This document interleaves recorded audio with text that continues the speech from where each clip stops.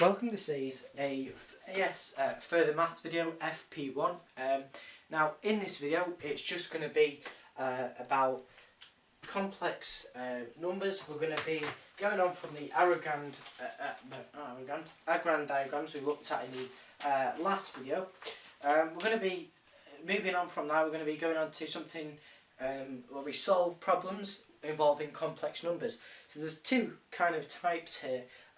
So one where we just are given a complex number and we're asked to put it in another form, so to speak, and find what A and B are. Now obviously that will become more apparent when we start to go through the questions. Well, I'm hoping it will be at least. And then we'll just be going on to something, finding the square roots of complex numbers, which is a bit of a faff around that one, but obviously it becomes apparent why we faff around. We're not just got loads of time and want to kill ourselves that little bit quicker. Okay, so the first one, you may get something like this, where you're given that, so 3 plus 5i is equal to brackets a plus ib, or bi, whatever you want to call it, close brackets, open brackets, 1 plus i, and given that a and b are real, find the value of a and b. So obviously they're not imaginary. So first thing you would do in this situation, I'll just give you a bit of a heads up, because the method behind it is quite simple. So what we're going to do is obviously expand this, so we get one line where we've got one line full of complex numbers and real numbers. So we're not going to change this 3 plus 5i. We're not going to move this over there and make it equal to 0. We're just going to expand this. So what you will generally be given is a complex number that'll have no a's or b's or whatever in it. It will just simply be something like this, 3 plus 5i. And then on the right you might have to expand something. So basically what we're doing is that you have a complex number that you don't modify on one side, and another side where you simplify it down, maybe in this case expand it, and make them equal to each other. Now we know the sum of the real numbers on this side is 3, because that's all it is, and the sum of the imaginary numbers is 5, so it's 5 root minus 1, remember. So therefore, because this will come up to something like a take b as a real number, for example. I'm not saying it will, just saying that could be a possibility, and you'll say, okay, well a take b is equal to 3, because say, I'm just coming up with a theory that a take b is the sum of the real numbers on the right hand side, and we know, because this is equal to each other, obviously that's logical, we say the sum of the real numbers on the left hand side is equal to the sum of the numbers on the right hand side. So we say a take b is equal to 3. Now obviously that might not expand to a take b, but I'm just giving you a scenario. Because if it did, I'd be a genius. Then I'd just quit my maths now and just go, well, I'm sorry, you give me an A star. I don't need to come to the exam to do that.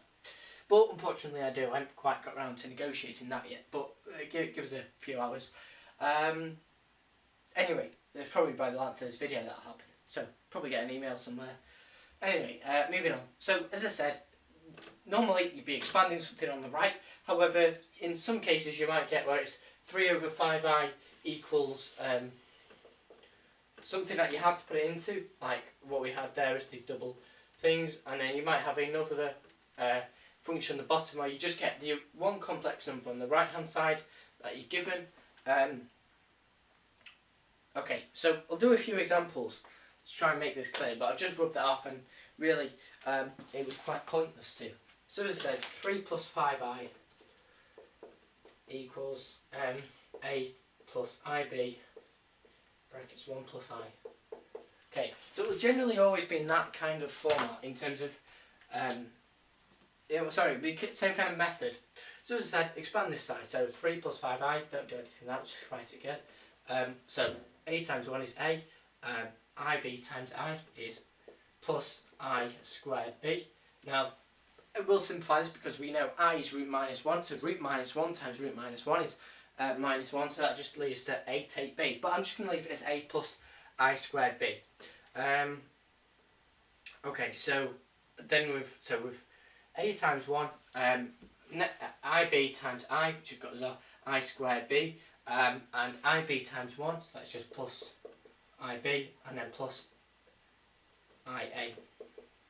Now, as I said, this I squared is minus 1, okay? So we simplify this down, so we write the 3 plus 5i again, equals a take b plus ib plus ia. Oh, look at that, it's a take b is a real number. How? I'm just a genius, I just am. I might as well pick the lottery numbers here while I'm on this roll. So anyway, 3 plus 5i, and then what you do is you group all of the like terms, so you group all of the real numbers on this side, and real numbers and imaginary numbers that you've expanded. So it's a take b, brackets, plus b plus a, I. Okay, so therefore we say, well, this is the sum of the real numbers on each side, and this is the sum of the imaginary numbers on either side. So therefore we come up with two simultaneous equations. So the first one being 3 equals a take b. Now, in some cases you may have to simplify it down, but we can't do anything with that. There's no point rearranging that, so we can leave it as that. The second equation, whereas 5 is equal to b plus a. Now, make sure it's not 5i is equal to bi plus ai, otherwise you start getting yourself in a mess, because it'd be pointless adding that, you don't need to. So it's just 5 equals b plus a. Okay, so there's a couple of things we can do. Obviously, it's just now a simple case of C1 substitution or C1 elimination for maybe even GCSE. So what I'm going to do is rearrange this. Okay. So because this 5 is, I'll rearrange number 1. We'll come up with another equation. I'll call it 3. So make b the subject. So b is equal to a take 3. Sub it into into equation 2. So therefore 5 is equal to a take 3 plus a. So therefore if we add the 3 to the other side, so 8 equals 2a, therefore a is equal to 4.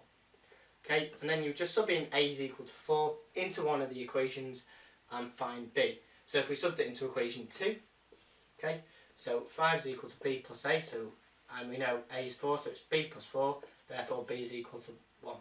Okay, so there are your two answers. And all the questions are quite similar in terms of the standard thing is a complex number on one side, you simplify this down on the right, make them one line of the real numbers and the imaginary numbers. Don't start switching this over, that's a key thing. Group together the real numbers and the imaginary numbers on either side. Generally, you won't change anything with this side, it's just grouping them together, like putting them double brackets. And then coming up with two simultaneous equations from, the sum of the real numbers is equal to the sum of the real numbers on the right hand side, and the sum of the imaginary numbers on the left hand side is equal to the sum of the imaginary numbers on the left hand side. Okay, and then you would come up with two simultaneous equations from that, and either substitute them in or cancel them down by taking away or adding, whatever it may be. As I said, they were both A's, so you could have taken them away from each other, but I always prefer to substitute them in, just because I'm a bit of an awkward soul, and I'll probably mess it up even though it's simple. Okay? So that's one way you can go about it. Now the other way is what I was talking about, where you had something where it was 3 plus 5i over something, you had to times it across, but you still don't do anything with this 3 plus 5i. As I said, that's one way, but the essence of it is the same thing in terms of you simplify it down, group the real numbers together, group the imaginary numbers together, come up with two simultaneous equations, as we've done here, simplifying down, get a and b by substituting in or, as I said, cancelling down. So I'm just going to go on to another example actually. On this kind of the topic. Now, what I'm going to do is pause the video so that when I've explained it, you can have a go at it. So just look at you. Okay, so this is the equation. A plus 2bi take b plus ai over 7 take 2i is equal to 1. Solve for b and I. Okay, so that's the question now. Okay, so I'm going to rub all this off afterwards, but just wanted to get the question down so you could have a go at that. Now, on this side we already had the complex number, but we've got a complex number on this side. 7 take 2i, so a bit of a clue on what to do there. You might have to do something with possibly multiplying or dividing or take away. It's up to you. So anyway, that's just a bit of a tip there. Okay, so if you want to have a go at that one, just follow the kind of... obviously, we're not going to... The idea is kind of the same thing, where you make them all on one side, group them together, and create two simultaneous equations, solve and simplify. Okay, so I'm just going to give you a second now to pause it and have a go at that. And we'll be back in a minute. Right, okay, so I've got all that useless information off the board. Now, the one or two steps. So there's two ways of starting this. Now, we talked in that last little bit there about grouping the real numbers and the imaginary numbers together. Now, you could immediately group the real numbers and imaginary numbers together on the top of this fraction. However, I kind of pointed out about this 7 take 2i business. Now, if that's equal to 1, sorry, all of that over the 7 take 2i is equal to 1, that's not equal to a complex number that we know the sum of the real numbers and the sum of the imaginary numbers. So we need to make it equal to a complex number that we know, as I said, the sum of the imaginary numbers and the sum of the real numbers. Basically, that's a long-winded way of saying there's no a's or b's in it. Okay. So, as I said, times both sides by 7 take 2i. Obviously that cancels it out. So a plus 2bi take b plus ai is equal to 7 take 2i times 1. Obviously the 1 kind of, we just think of it as disappearing. Okay, the next step would, so you could have either done that or gone straight to doing what I'm going to do next and group the imaginary numbers and the real numbers together.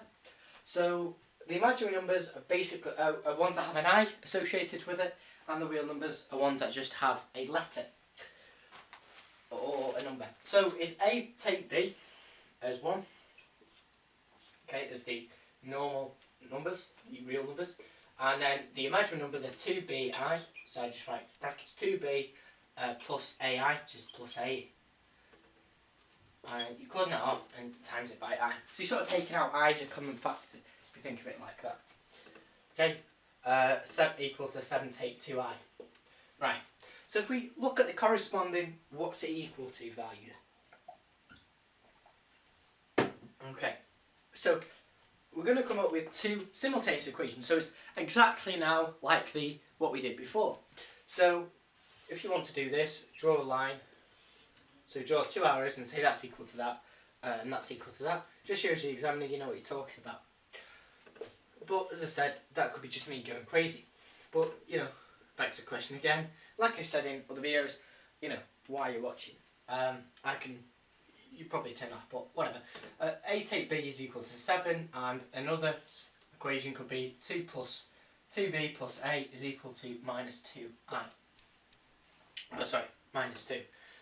So key thing there, don't transfer the i's across. So we've got two simultaneous equations now. So as we've done before, you can either substitute them in to each other, so you can rearrange that and get a is equal to b 7 plus b and sub it in there.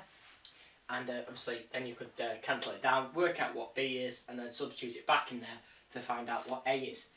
But because we've both got a here, I want to make sure you can understand both ways of doing it. What I'm going to do is I'm going to cancel them down. And what I mean by cancel them down is take them away from each other. So what I'm going to do is I'm going to take 1 away from 2. So we could put them on top of each other or whatever you want to do. I'm just going to assume that you can do that. So it's 1 take away 2. So it's a take b over 7 equals 7, sorry. That's take away 2b plus a equal to minus 2. Okay, so obviously the a's cancel. Then we're left with minus b take 2b. So it's minus 3b. And when we take away 2, we're minus 2, sorry, we're left with 9. So minus 3b is equal to 9. Divide both sides by minus 3, so b is equal to minus 3. Okay, now we know b is equal to minus 3. You could sub it into equation 1 or equation 2, doesn't matter which, So a take minus 3, so a plus 3 is equal to 7, so therefore a is equal to 10. Oh, bollocks. Sorry, that's not wrong, correct. I do apologise, it's a long day. So 8 take minus 3 is 8 plus 3 is equal to 7, so take away 3 from both sides, so a is equal to 4. Can't even do basic maths, but you know, as I said, you're the one watching this video. Right, so that's another way of doing it. They're the two types of questions that you are generally going to see in this kind of topic. So that's one way of solving problems involving complex numbers. Now the next thing we're going to go on to is solving complex numbers. So basically finding A and B again and comparing like terms. However, you may get asked to find the square root of a complex number. So the first complex number I'm going to talk about is 3 plus 4i. So find the square root of 3 plus 4i. Now many of you just might go, oh well, we'll just put a square root sign over the top of it and then square root both things. So that'd be the square root of 3 plus 2i. There you go, that's it solved. Well, obviously maths doesn't work like that, because maths sticks a giant two-fingered salute to that idea.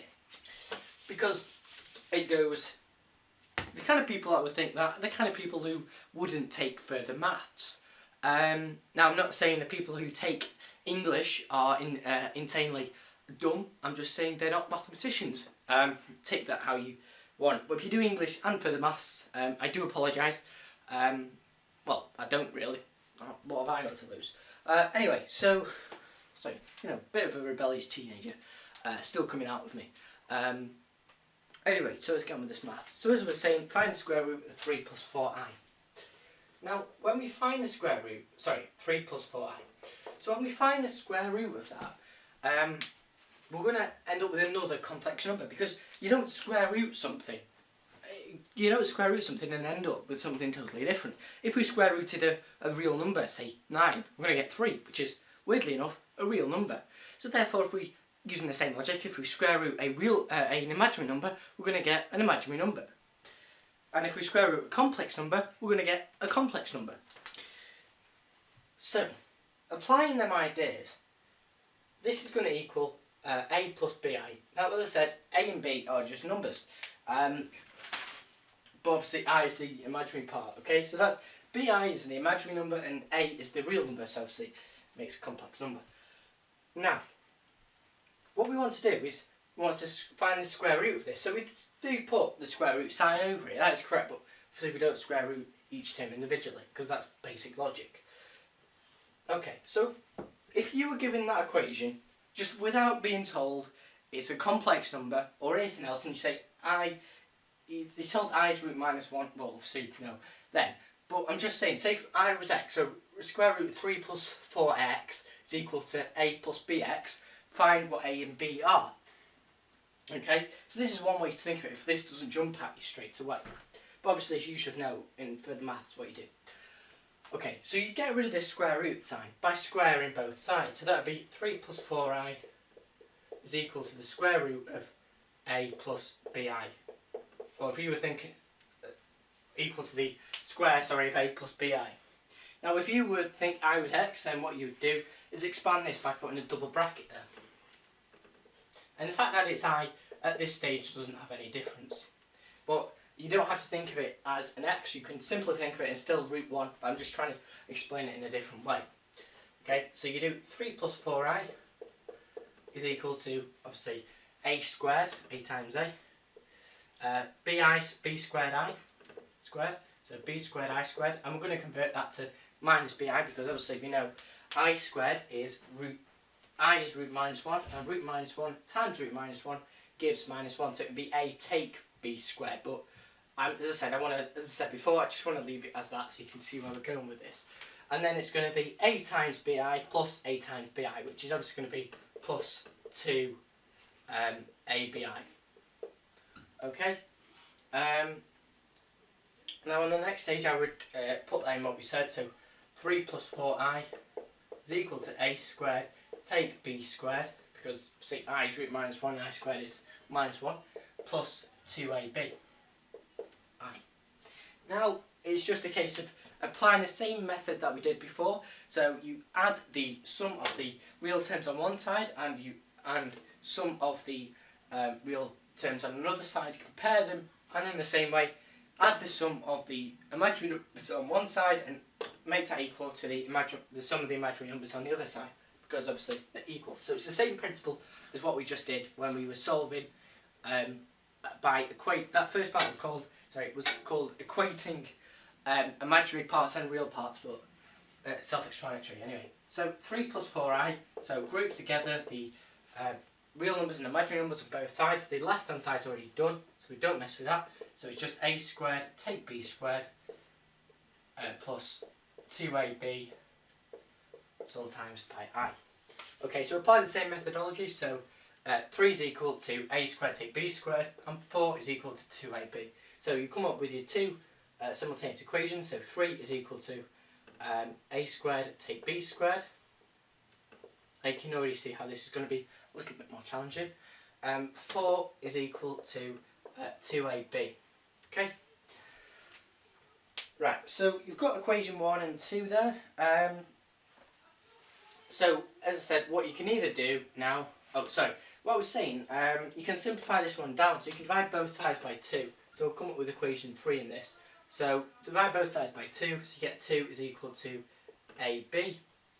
Sorry, that's not equation 3, because we can do more with that. Then you can say, okay, well, you could rearrange this to get in the form B or A. So you could say, okay, well, if we make A the subjects, therefore A is 2 over B, or B is 2 over A, whichever way you want to think of it, we can call that the third equation.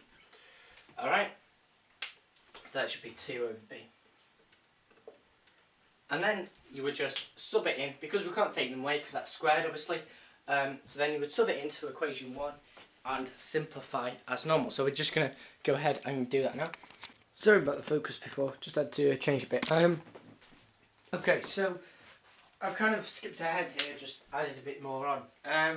Because I couldn't be bothered rubbing it off and explaining it again. That's the short version. So anyway, we got to this point, we said A is equal to 2 over B. And then all I did was sub what this A is into here, so 3 take A squared, take B squared. So therefore I put this in, we squared it, obviously. That got us 3 equals 4 over B squared, take B squared. Then I times it all by B squared to get rid of this on the bottom here. Therefore we got 3B squared, take 4, so it equals 4, take B to the power of 4. Now we put that in the form of b4 plus 3b squared, take 4. So it almost looks like a quadratic where we have no power, a given power, and then double the power. Okay, we can think of it like that. So it's sort of a disguised quadratic, but we don't call it that. Then we just factorise it, so it goes to b squared take 1, brackets b squared take plus 4. So that got us either b squared is equal to 1 or b squared is equal to negative 4. Now we can cross this negative 4 off straight away because you can't square root a negative. There's nothing that you can times together to get a negative. That's why we have this whole imaginary idea, so you really should know that in this question. So therefore if we square root 1, yeah, b equals plus or minus 1. And then you just sub in that to one of the equations. So as I said, it's up to you which one you do. So you could pick this one, 2 equals AB, so 2 equals A times positive 1, so therefore A is 2, or 2 equals A times negative 1, so therefore A is negative 2. Okay, so basically what we've got is A is either plus or minus 2, and B is either plus or minus 2, obviously respectively to get 2. So if B is plus 1, then A must be plus 2. And if B is negative 1, A must be negative 2 to fit in with this. As I said, you could have easily worked it out by subbing it in here or in the original equation. It's up to you. Alright? But it's just key to get these two values here. So don't forget the plus or minus from that as well.